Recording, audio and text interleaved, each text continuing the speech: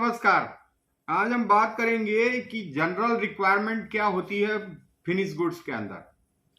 तो पहले मैं इंग्लिश में उसको बताऊंगा, फिर हिंदी में भी समझाऊंगा मैं आपको।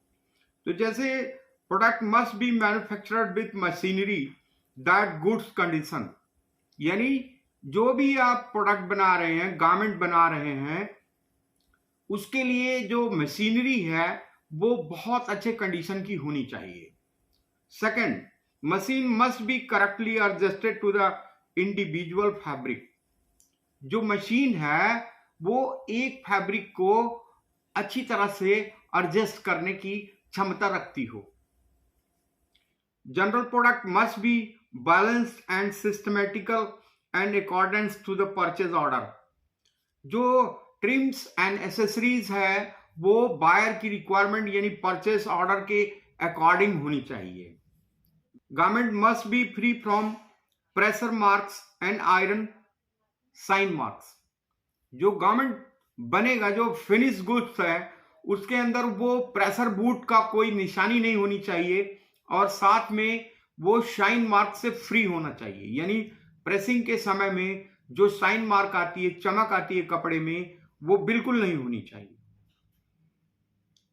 The finish product must be free from stain, dirt and needle holes. जो प्रोडक्ट बनाए आप, जो फिनिश गुड्स है, वो नीडल होल से फ्री होना चाहिए। देन उसमें कोई डस्ट ना हो, कोई स्टेन ना हो, वो बिल्कुल फ्रेश होना चाहिए।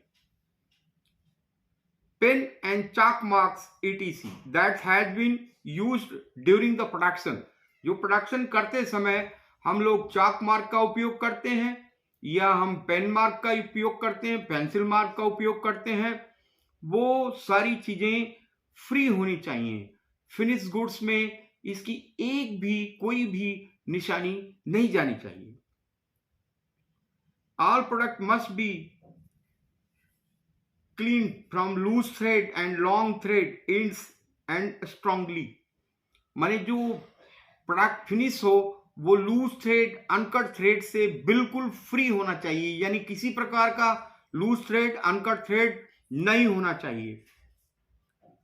Recommended using automatic thread trimming machines and thread sucking machines on the product where this the workable.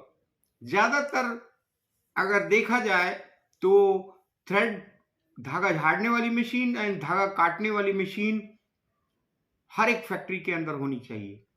उसकी क्लीननेस, उसकी काटने की क्षमता और उसकी धागा झाड़ने की क्षमता बहुत अच्छी होती है अकॉर्डिंग टू मैनुअल।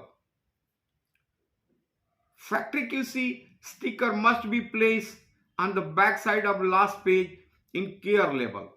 अगर ऑडिट के दौरान क्यूसी ने प्रोडक्ट को चेक किया, देखा, तो वो अपना एक क्यूसी का स्टिकर, क्यूसी चेकड का स्टिकर लगाना अनिवार्य है साथियों। Product must not have any unplaced smell, so any things of mild when up packing.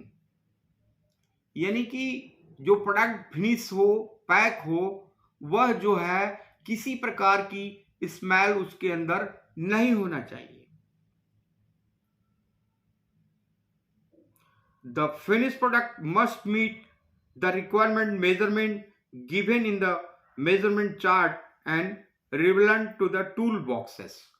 जो मेजरमेंट है साथियों, वो as per buyer requirement, as per buyer specs के अकॉर्डिंग होना चाहिए। यानी कि गारमेंट टोटल 100% बैलेंसिंग होना चाहिए, गारमेंट की अपीयरेंस बहुत अच्छी होनी चाहिए और मेजरमेंट टॉलरेंस के अंदर होना चाहिए। तो साथियों, आपको मैंने जो बताया है सारी पॉइंट्स, ये पॉइंट्स फिनिश गुड्स के अंदर नहीं होना चाहिए। इसका ध्यान रखते हुए आप जो है गुड्स को फिनिश करें और बायर को शिप करें। थैंक यू वेरी मच साथियों।